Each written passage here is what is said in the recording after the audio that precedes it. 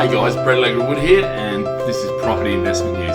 So today what I wanted to really talk about was Brexit, and I guess, so what I want to do is I want to sort of talk through Brexit because I think it is apt to talk about it. Lots of people are talking about it, you're reading lots about it, and a lot of people have got a negative opinion about what's going on, or a very positive opinion. It seems to be very much, the two sides, rather than, kind of where I am, which is actually, I can see this side and I can see that side, and I think both sides are right and wrong.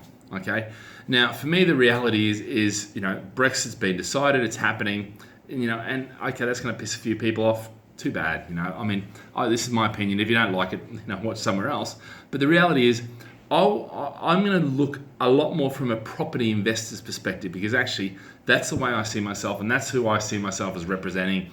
Is the people who are investing in property, and smaller landlords, who have under 10 properties or 10 properties and under. There's so much stuff. UK house prices in worst slumps since 2009 crashes. Brexit and takes hikes hit home. And to a degree, that is correct. But I think there's another story, which is the cyclical nature of property in the economy is we haven't had a downturn for 10 years now, okay? So are we due one? Are we in the middle one? Well, you know what? You could probably say in certain areas we are. In other areas, it's absolutely ridiculous. And I think, look, there's so many articles about this. How UK housing market shrugs off concerns of Brexit slowdown, Actually, Rightmove survey shows 4.6% rise, House prices in London hit by Brexit slump as third of homes see fall in value, okay? Brexit, the Brexit vote has dramatically dampened international enthusiasm for London property.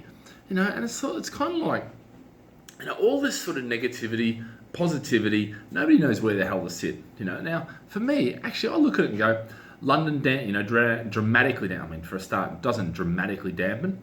Actually, what's happened is there's a lot of things happening back, for instance, in Singapore and Hong Kong and Asia and Middle East and all these sort of things, which means they're now not putting as much money into outside. That's not just London, that's everywhere, okay? Because their own economies have slowed down, okay? So when you start looking at things like that, it's not just that Brexit vote did that. In actual fact, if anything, people are jumping back into London because what the Brexit vote has done is decrease the value of the pound, and so it's got cheaper, about 10, 15% cheaper for people to buy, which is a huge discount, So it depends on how you look at it, and you can sway it either way, How much, and I love this, this is the Express. How much will your house be worth after Brexit? Yeah, the calculator can predict value. No, it can't. It's a ridiculous concept to think it is going to be able to predict it. It can't. Don't even listen to it.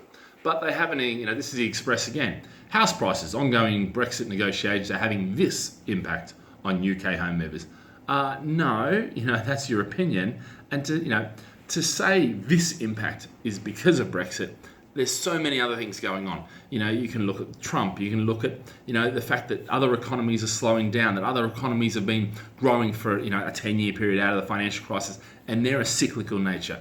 So there's so many other things to look at. This is one thing too, is we tend to be talking about, house prices and transaction levels. Now, transaction levels have dropped, okay? Now, normally if you've got lots of transactions happening, then that can drive prices up, okay? But also, if you've got few transactions, depending on which way it is, that can drive prices up or down, okay? But a lot of times, if transaction levels drops off because confidence in the market has dropped off, and therefore prices will start to drop off.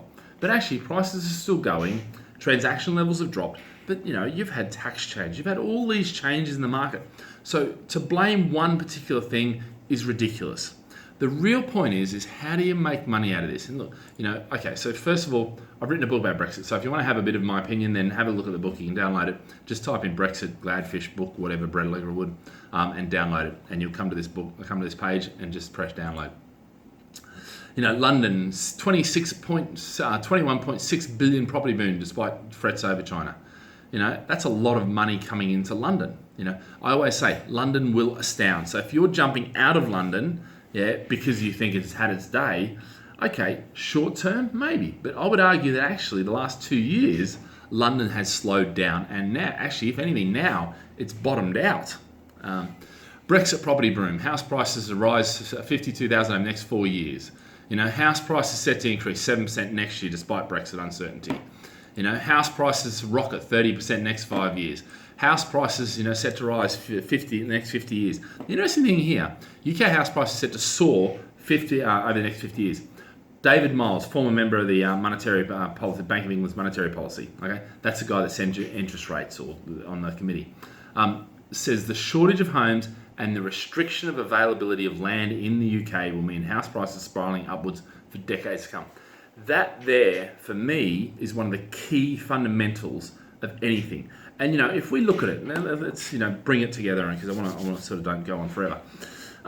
Supply, okay, the supply of housing is so it's so restricted. Okay, the restrictions on planning, actually getting even if you do want to build, it's so hard to build because you got to go through such a process. It just took 2 years for us to get planning when it should have taken no more than 3 months. But the council basically said, what can we do? We haven't got the resources. We'll cut the resources. We'll get there eventually.